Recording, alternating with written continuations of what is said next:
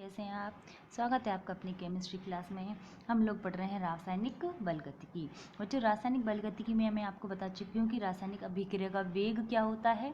ठीक है, रासायनिक अभिक्रिया के वेग को कौन कौन से कारक प्रभावित करते हैं। उसके बाद हमने देखा था कि रासायनिक अभिक्रिया की अणुसंख्यता और कोटि क्या होती है। उसके आगे चल के मैं आपको बता चुकी हूँ कि प्रथम कोटि अभिक्रियाएं और शून्य कोटि अभिक्रियाओं के उदाहरण क्या थे, और इनके लिए हमने समाकलित वेग समीकरण भी ज्ञात कर ली थी। अब इस वीडियो में हम थोड़ा सा तो देखेंगे कि प्रथम कोटि और शून्य कोटि अभिक्रियाओं के लिए जो भी हमने कैलकुलेशंस की हैं, जो भी इनकी वैल्यूज़ निकाली, उनमें क्या इनकी तुलना क्या है, और फिर हम इसमें देखेंगे आरएनएस का सिद्धांत और आरएनएस की समीकरण के बारे में।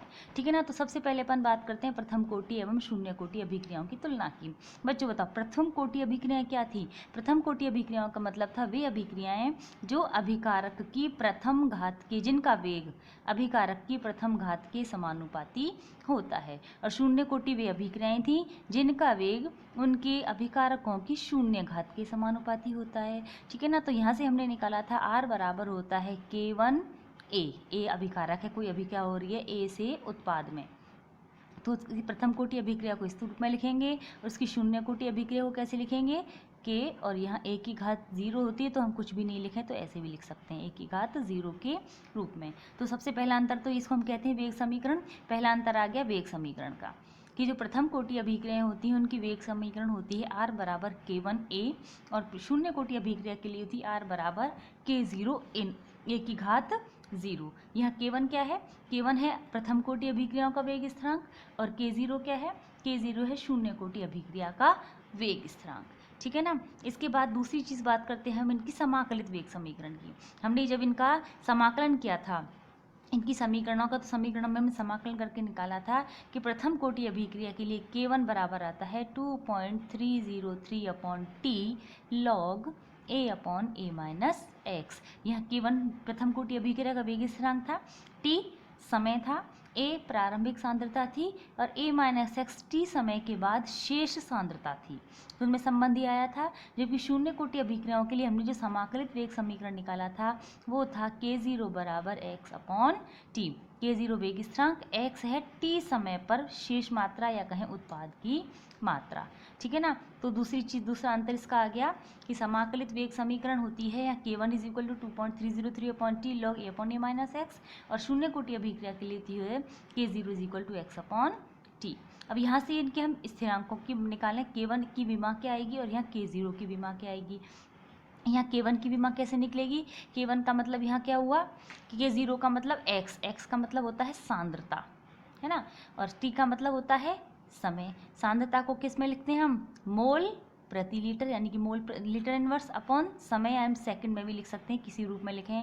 इसको ऊपर ले जाएं तो ये हो जाएगा मोल प्रति लीटर समय इनवर्स, और यहाँ इसको निकालेंगे हम, तो यहाँ देखिए ये क्या होगा, K1 इज इक्वल टू 2.303 तो टी, ये तो एक स्थिरांक संख्या हो गई, ये A और ये A माइनस एक्स, A क्या है, सांद्रता है, और A माइनस एक्स क्या है, ये भी सांद्रता है। वो सांद्रता से सांद्रता क्रॉस हो जाती है, यहाँ क्या बचा, केवल T। ये सारी संख्याएं स्थिर हो गई तो केवल T बचा, तो K1 बराबर हो गया 1/T, यानी समय इनवर्स। तो यहाँ से इसका वेग विमा क्या आ गई, यहाँ प्रथम कोटि अभिक्रिया के लिए K की विमा तो आई है समय इनवर्स। मैं आपको पहले बता चुकी हूँ बच्चों, यहाँ जो समय की इकाई है सेकंड से लेके वर्षों तक कुछ भी हो सकती है, सेकंड, मिनट, घंटे, वर्ष, कुछ भी। ठीक है, ये सेकंड इनवर्स है, ये मिनट इनवर्स है, ये वर्ष घंटा इनवर्स है, ये वर्ष इनवर्स है। और लेकिन K0 की विमा हमेशा क्या रहेगी, मोल प्रति लीटर इनवर्स और समय इनवर्स। समय यहाँ भी कुछ भी हो सकता है। ठीक है। उसके बाद हमने निकाला था इसका अर्धायुकाल। इनके अर्धायुकाल हमने देखे थे कि प्रथम कोटि अभिक्रिया के लिए अर्धायुकाल क्या होता है, टी हाफ, वह समय जिसमें अभिक्रिया की जो अपघटित प्रारंभिक सांद्रता है वो आधी रह जाए। ठीक है ना। यहाँ आपको बताया था कि A माइनस एक्स का मतलब क्या होना चाहिए, A/2 होना चाहिए। ठीक है। तो टी हाफ का मान प्रथम कोटि अभिक्रिया के लिए आता है 0.693 अपॉन K1, और यहाँ आता है टी हाफ बराबर A/2K0। ठीक है ना। इसका मतलब क्या हुआ कि यहाँ जो प्रथम कोटि अभिक्रिया का अर्धायुकाल है वो प्रारंभिक सांद्रता A पर निर्भर नहीं करता। ठीक है ना। जबकि शून्य कोटि अभिक्रिया के लिए ए ये स्थिरांक है, ये टी हाफ समानुपाती ए आ गया है, ठीक है, यानी कि टी हाफ प्रारंभिक सांद्रता के समानुपाती होता है। ठीक है, एक बहुत छोटी सी बात है बच्चों कि किसी भी कोटि अभिक्रिया के लिए अगर हमें अर्धायु काल का और प्रारंभिक सांद्रता का संबंध निकालना है तो उसका तरीका है कि टी हाफ समानुपाती होता है a की घात n-1 की। यहाँ n क्या है, यह है अभिक्रिया की कोटि। ठीक है ना, अभिक्रिया की कोटि का मतलब देखो यहाँ मैं बताती हूँ आपको। अगर हमने मान ली n बराबर 0 यानी शून्य कोटि अभिक्रिया, तो शून्य मान यहाँ रखेंगे तो ये हो जाएगा टी हाफ समानुपाती होगा a (0-1) यानी कि -1, तो ये हो जाएगा टी हाफ समानुपाती है e⁻⁻1 यानी कि शून्य कोटि अभिक्रिया के लिए अर्धायु काल प्रथम उसकी प्रारंभिक सांद्रता के समानुपाती होता है। अगर हम n की वैल्यू 1 रखें यानी प्रथम कोटि अभिक्रिया, तो ये हो जाएगा टी हाफ समानुपाती 1/a की घात 1-1 यानी 0 का मतलब टी हाफ a पर निर्भर नहीं करेगा। तो वही चीज़ यहाँ दिखाई है हमने। ठीक है ना, कि प्रथम कोटि अभिक्रिया का अर्धायु काल ए पर यानी प्रारंभिक सांद्रता पर निर्भर नहीं करता है, जबकि अर्धायु काल का शून्य कोटि अभिक्रिया का समानुपाती होता है। और अगला अंतर है इनके ग्राफ का कि दोनों ही सरल रेखा की समीकरण की अनुपालना करती हैं। तो अगर हम log a/a- और t में ग्राफ खींचते हैं तो हमें एक सीधी रेखा प्राप्त होती है जिसका ढाल k1/2.303 को शो करता है। ठीक है, और शून्य कोटि अभिक्रिया के लिए x और t के मध्य ग्राफ खींचते हैं तो हमें भी एक सीधी रेखा ही प्राप्त होती है जिसका ढाल tan थीटा डेल्टा x/डेल्टा t को प्रदर्शित करता है। ठीक है ना, तो ये तो हो गया हल्का सा पूरा जीरो ऑर्डर रिएक्शंस और फर्स्ट ऑर्डर रिएक्शंस का पूरा रिवीजन। अब हम देखेंगे आर्रेनियस सिद्धांत। आर्रेनियस एक वैज्ञानिक हुए, उन्होंने क्या किया था कि अभिक्रिया का जो वेग स्थिरांक होता है, ठीक है, और उसका जो परमताप होता है उनके मध्य एक संबंध स्थापित किया था। हमें पहले पढ़ चुके हैं कि किसी अभिक्रिया का वेग ताप पर निर्भर करता है। हमने ये भी पढ़ा था कि अभिक्रिया का ताप हम अगर 10 केल्विन बढ़ाते हैं तो अभिक्रिया का वेग 2 से 3 गुना हो जाता है। तो उस संबंध को प्रदर्शित करने के लिए उन्होंने एक सिद्धांत दी और एक समीकरण दी थी। सबसे पहले उन्होंने एक समीकरण दी थी जो थी k बराबर a exponential to the power EA/RT। यहाँ k क्या है, वेग स्थिरांक। ए क्या है, ये आर्रेनियस नियतांक है जो आर्रेनियस ने दिया था। ये हर अभिक्रिया के लिए विशिष्ट होता है। आर गैस स्थिरांक हमें पता है क्या होता है। टी परमताप होता है और ई ए सक्रियण ऊर्जा। यहाँ ये एक चीज़ नई आई है, सक्रियण ऊर्जा। और आर्रेनियस ने वास्तव में सक्रियण ऊर्जा के आधार पर ही सारे बात बताई थी कि ताप बढ़ाने पर अभिक्रिया का वेग क्यों बढ़ जाता है। ठीक है ना, तो यहाँ देखो उसने इस समीकरण के आधार पर ही अपना एक सिद्धांत दिया जिसे हम आर्रेनियस सिद्धांत कहते हैं। और इस सिद्धांत में उसने क्या बताया कि सबसे पहली बात तो ये होती है कि अभिक्रिया में जितने भी अणु भाग लेने वाले होते हैं उनमें सभी की ऊर्जा कभी भी समान नहीं होती। ठीक है, देखो उसने इस ग्राफ से बताया था कि मैंने ये दो ग्राफ बनाए हैं, एक ऊष्मशोषी अभिक्रिया के लिए बनाया है, एक ऊष्मक्षेपी अभिक्रिया के लिए बनाया है। ये ऊर्जा का अक्ष है, ये अभिकारकों की ऊर्जा है, ये उत्पादों की ऊर्जा है। अभिकारकों की तुलना में उत्पादों की ऊर्जा बढ़ गई, इसका मतलब इन्होंने ऊष्मा अवशोषित कर ली। और यहाँ देखिए, यहाँ अभिकारकों की ऊर्जा ये है और ये उत्पादों की ऊर्जा है, घट गई, इसका मतलब ये ऊष्मक्षेपी अभिक्रिया है। ठीक है ना, तो यहाँ देखिए हमने ये देखा है कि यहाँ अभिकारक से उत्पाद बदले हैं, यहाँ भी अभिकारक से उत्पाद बने हैं। तो यहाँ हमने ये जो हमने अभिकारक ली हैं ए और बी, इन सभी अणुओं की ऊर्जा कभी भी समान नहीं होती। बिल्कुल इस तरीके सी बात है ये कि मान लीजिए कोई रेस हो रही है और उसमें मान लीजिए 100 बच्चे भाग ले रहे हैं, तो 100 के 100 बच्चे समान ऊर्जा से कभी नहीं भागते।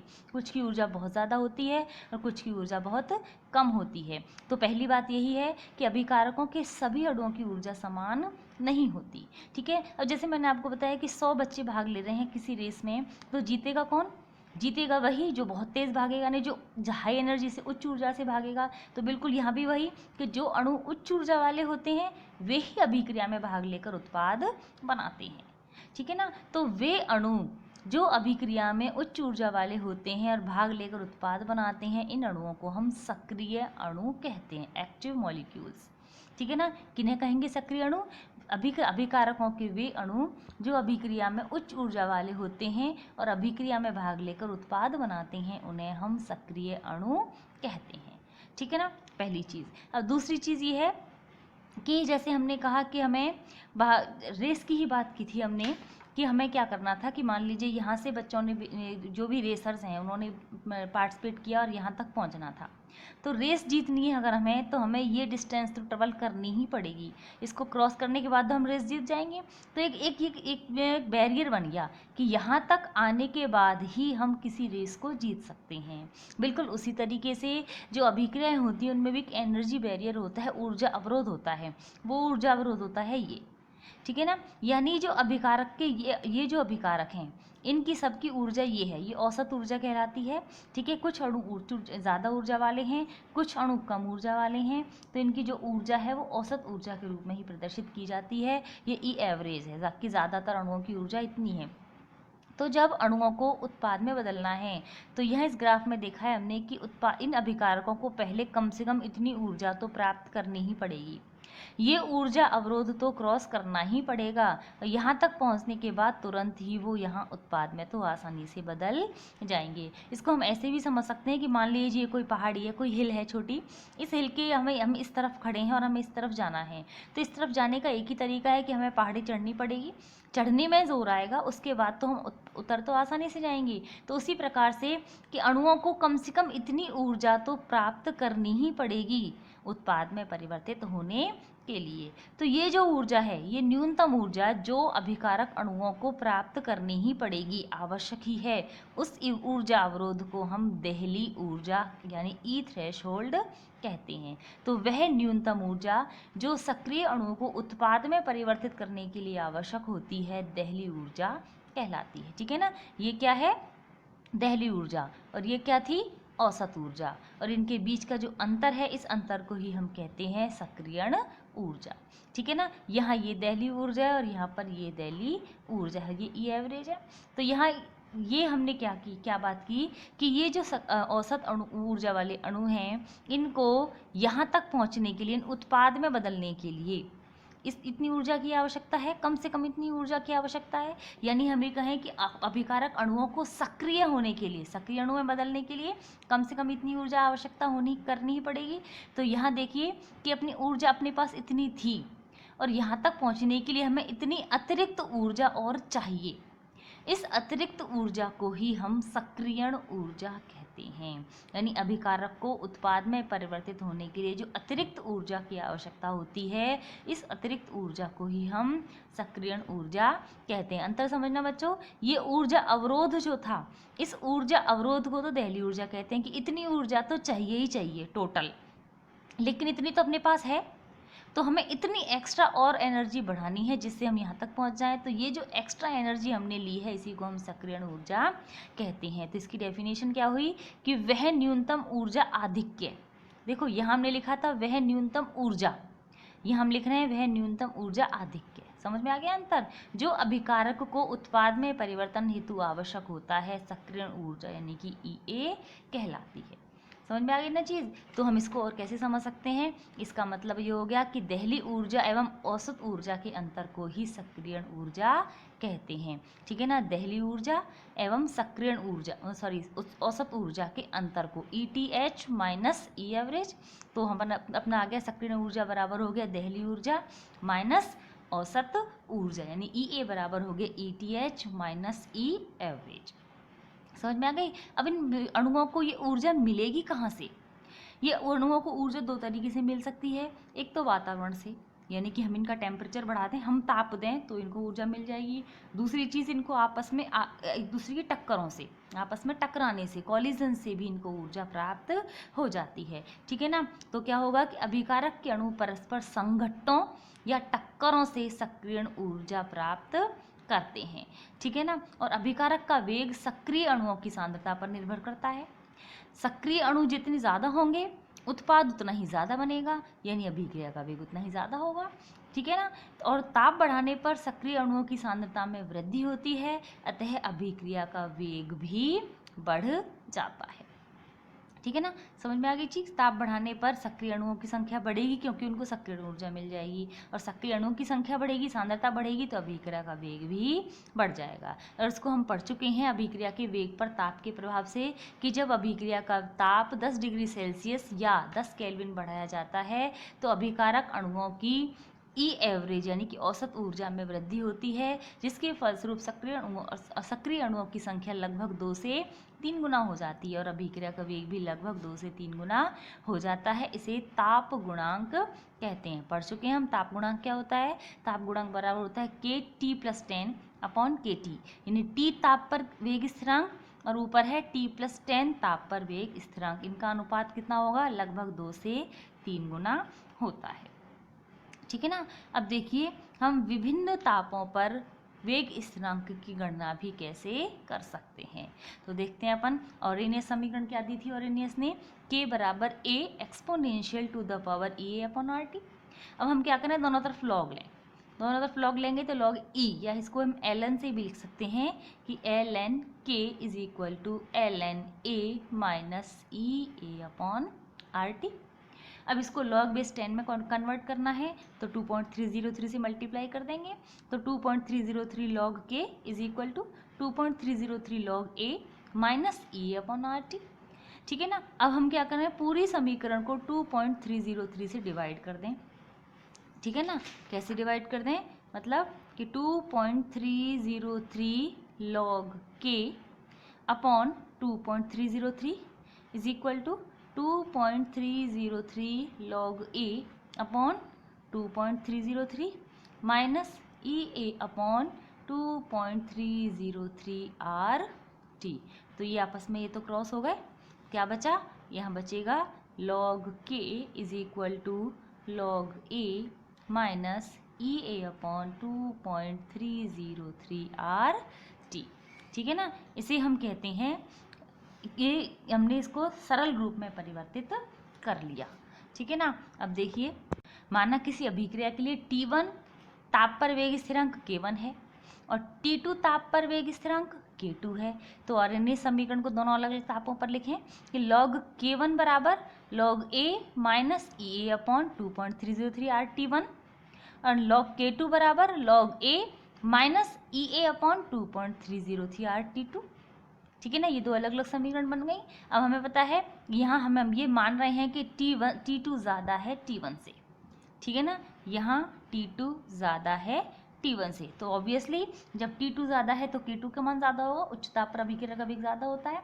तो हम क्या करें कि उच्च मान वाले समीकरण को निम्न वाले समीकरण को घटा दें, यानी समीकरण 4 माइनस समीकरण 3 करें तो log K2 minus K1 is equal to log A minus EA upon 2.303 RT2 minus log A minus E upon 2.303 RT1। ठीक है।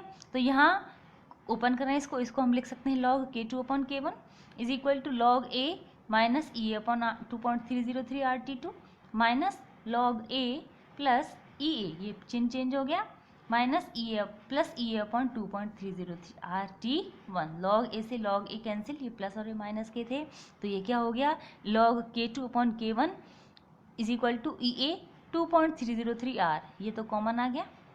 ठीक है।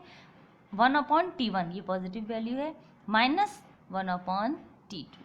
ठीक है ना। या इसको हम ऐसे भी लिख सकते हैं कि log K2 upon K1 is equal to EA upon 2.303 RT2 minus T1 upon T1 T2। इस तरीके से हम विभिन्न तापांतरों पर अभिक्रिया के वेग स्थिरांकों के मध्य अनुपात या अभिक्रिया का वेग स्थिरांक ज्ञात कर सकते हैं।